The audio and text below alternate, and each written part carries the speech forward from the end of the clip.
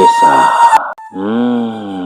Leo tunawaletea sehemu ya 5 ya simulizi yetu Mfalme wa Gaga. Nini kiliendelea? Twende nalo. Usiku ule anga lote la Gaga lilikuwa jekundu kwa moto uliokuwa ukiwaka kila pande wa kasri ya kifalme. Askari walizunguka nyumba ile huku mapanga yao yaking'ara chini ya mwanga wa radi. Kebe alisimama mbele yao akiwa ameshika upanga kwa nguvu. Mfalme wa Gaga akamsogelea taratibu huku akitabasamu kwa dharau. Nilizani ulikufa miaka mingi iliyopita. Kebe hakujibu. Machoni mwake kulikuwa na hasira ya mtu aliyeporwa kila kitu. Ulimuua baba yangu, alisema kwa sauti nzito. Mfalme akacheka. Baba yako alikuwa mjinga. Alitaka kuwapa wananchi nguvu, kitu ambacho wafalme wa kweli hawafanyi hivyo. Maneno hayo yakamfanya Kebe ashindwe kujizuia.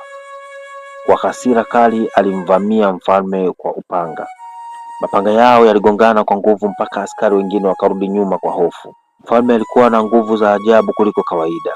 Kila shambulio lake lilikuwa zito kama radi, lakini Kebe hakurudi nyuma. Kadri walivyopigana, ule mkufu wa kifalme ulikuwa shingoni mwake ulizidi kung'aa. Ghafla upepo mkali ulivuma. Ardhi ikaanza kutikisika. Askari wakaanza kuangalia kwa hofu.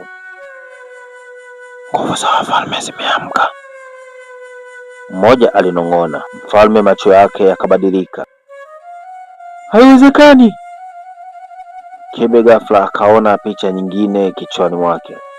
Alimuona mama yake akikimbia usiku akiwa amembeba mgongoni. Alimuona General Raz akiwa pamoja na askari waliokuwa wakichoma nyumba ya mfalme. Na mwisho alimuona mtu aliyekuwa amevaa joo jeusi akisimama pembeni akiangalia kila kitu. Kebe alishtuka. Wewe ulikuwepo usiku ule? Yule mwanaume mwenye joo jeusi akatabasamu pole pole. Ndio, na nilikuokoa usiku huo. Kimya kizito kiliingia. Huwezi kuwa, Kebe akasema kwa mshangao. Yule mwanaume akavua joo lake taratibu.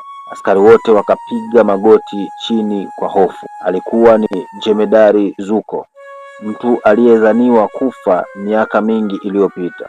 Hazo macho yake akapanuka. Lakini nilikuona ukifa. Zuko akacheka kwa sauti nzito. Hamkuwahi kunimaliza. Kebe akamwangalia kwa mshangao. Kama uliokoka, kwa nini ulijificha miaka yote? Zuko akamsogelea karibu. Nilikuwa nikikulinda gizani mpaka siku utakapoamka kuwa mfalme wa kweli. Dakika hiyo hiyo mshale wa moto ulitokea gizani na kumchoma askari mmoja kichwani. Vita ikaanza tena ghafla. Mamia ya askari wenye alama nyeusi wakavamia eneo lile kutokea msituni. Mfalme akashtuka. Haiwezekani, jeshi la kivuli!